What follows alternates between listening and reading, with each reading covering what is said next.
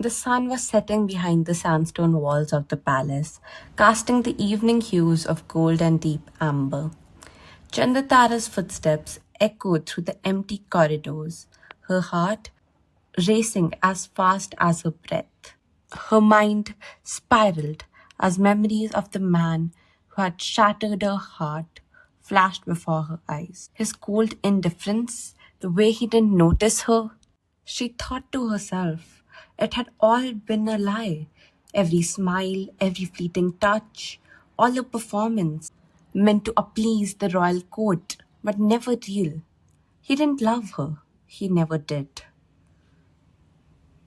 She pushed through the chambers and out onto the balcony, the cool evening breeze hitting her face. The air felt fresher, away from the suffocating walls of the palace that seemed to mock her with every step.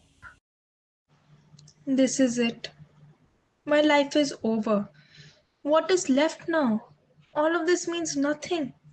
She felt empty, like nothing in the world mattered. As the thought crossed her mind, a soft, melodious sound floated through the air.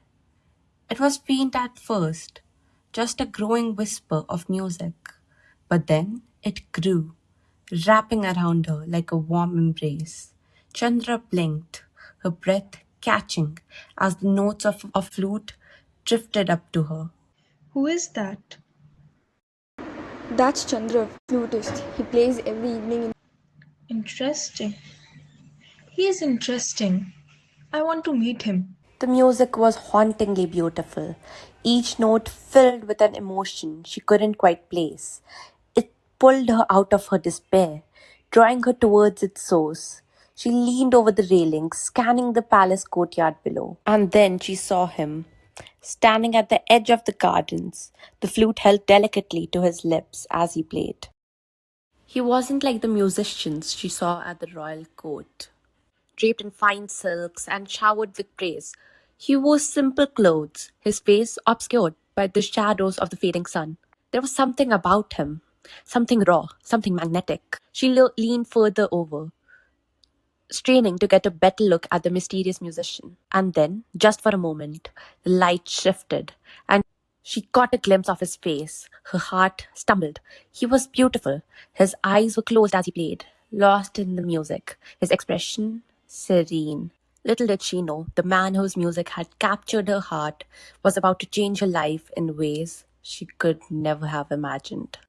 We have sent the word to the flutist as you requested, Rani said. He should be arriving soon. Chandra's lips twitched into a satisfied smile. She had been waiting for this moment, eager to see the face behind the music.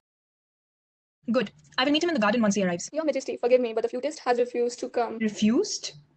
What do you mean refused? Did he give a reason for the insult? He refused to explain why. He said he will not come to the palace no matter what. He will not set foot in the royal palace. I will not be refused.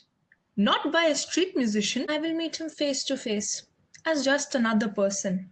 This is dangerous. What if someone recognizes you? If he won't come to the queen, I will go to him.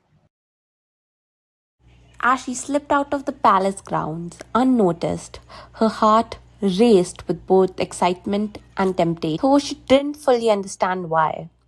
Perhaps it was because for the first time she could step away from the crown and be someone else, someone free from expectations of her royal blood. The flutist stood at the same spot, beneath the shade of an old tree, his flute raised to his lips as he played. His eyes were closed, his expression serene, lost in the world of his music. Even in the dim light, Chandra could see the sharp angles of his face, strength in his posture. But for a moment, she just watched him, mesmerized by the way the music flowed from him so effortlessly. You play beautifully. Thank you. You flatter me. But I am just a simple man. There are far better musicians in the royal court. You don't seem to think much of royalty. I have my reasons. Could you play for me again? Please? For a moment, he studied her face. Then, slowly, he raised the flute to his lips again. The music began to flow. Once more, soft, haunting, and filled with all the pain and beauty that words could never express. As Chandra listened, she realized she was not just captivated by the music, she was captivated by the man behind it.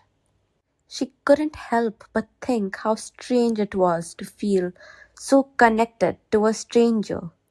Yet, here they were, tied by the invisible thread of his melody. For a moment, neither of them spoke, the only sound between them being the gentle hum of the flute.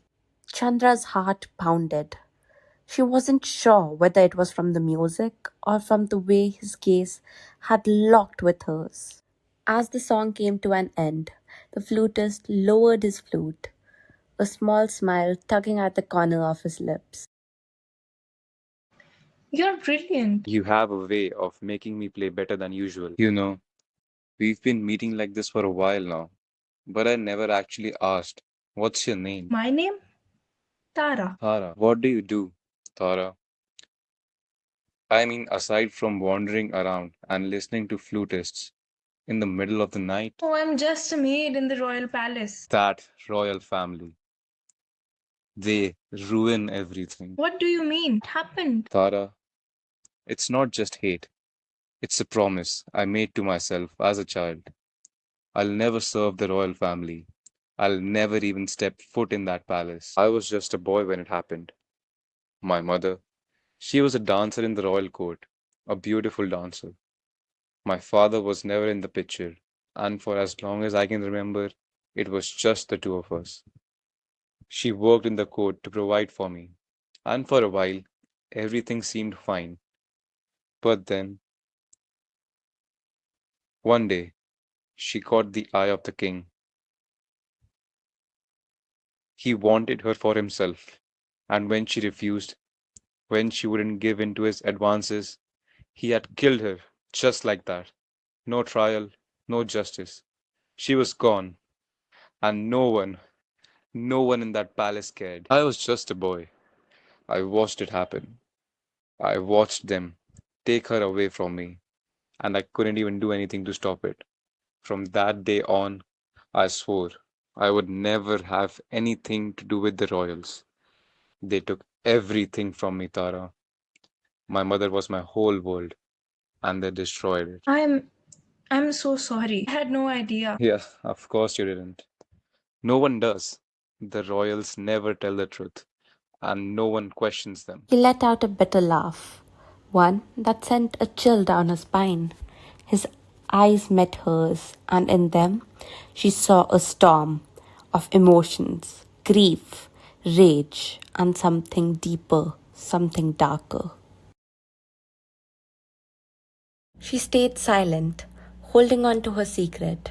Even as her heart broke for the man beside her, she realized how dangerous the path she was walking on truly was. The moon was high in the sky as Chandra returned to the palace, her mind swirling with everything the flutist had revealed to her.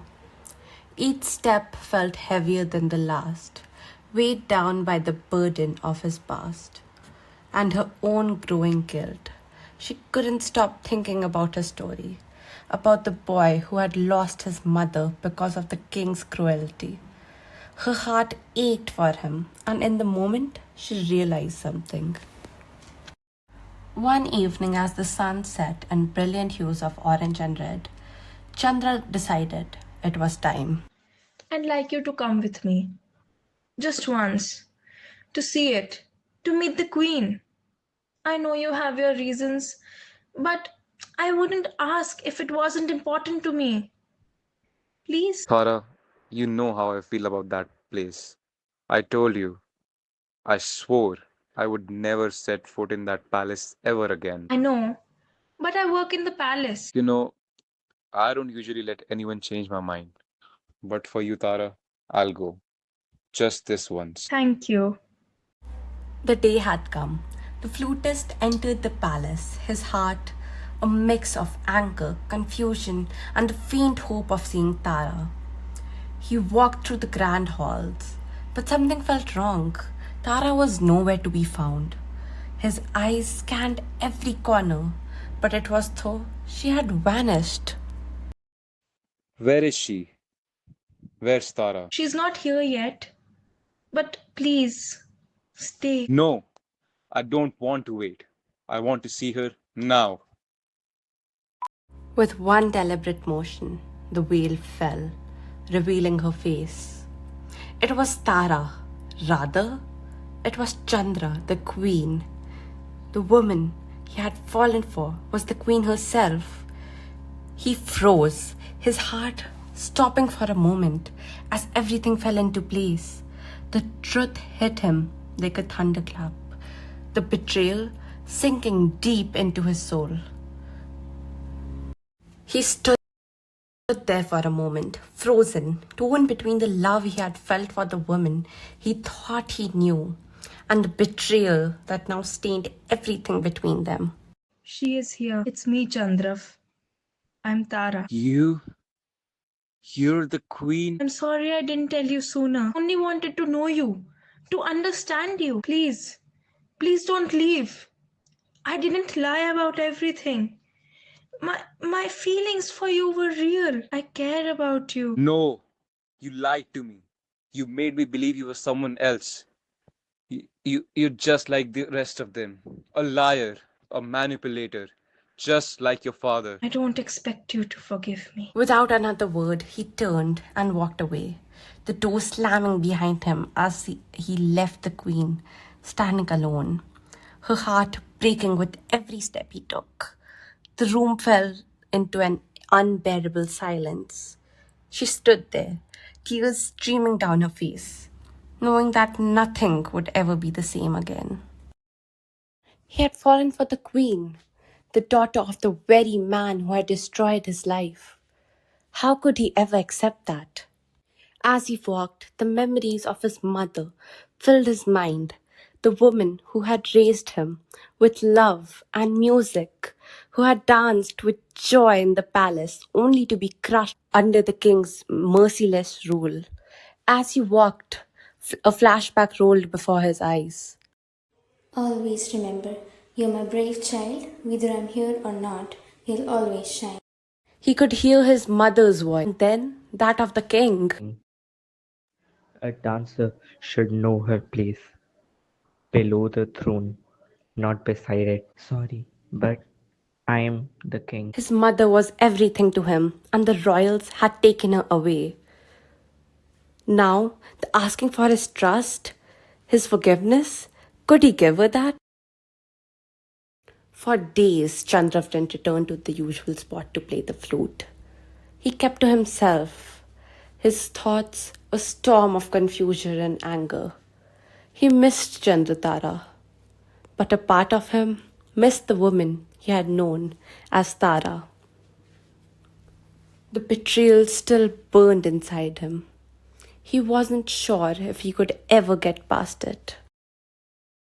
As he reached the doorway, Chandrav paused, his back still turned to her. You were right about one thing. Tara, Chandra, it didn't matter. I loved you. I still do. But sometimes love isn't enough. She walked to the balcony where she had first heard his music. The memory bittersweet now. The world outside moved on, unaware of the quiet storm that had passed. With one last glance at the stars, Chandratara whispered to herself. I'll never forget him. Chandra fell in love with Tara, the woman he met by the river, the one who smiled like she had no burdens, no past. But Chandratara, she carried the weight of everything that he had tried to escape. The woman Chandra became was shaped by choices she hadn't made, by a crown she didn't ask for, and yet she was, standing in the shadows of her father's sins, watching the one person she had dared to love slip away. And maybe the tragedy of it all, It was enough to be remembered, but never to be lived.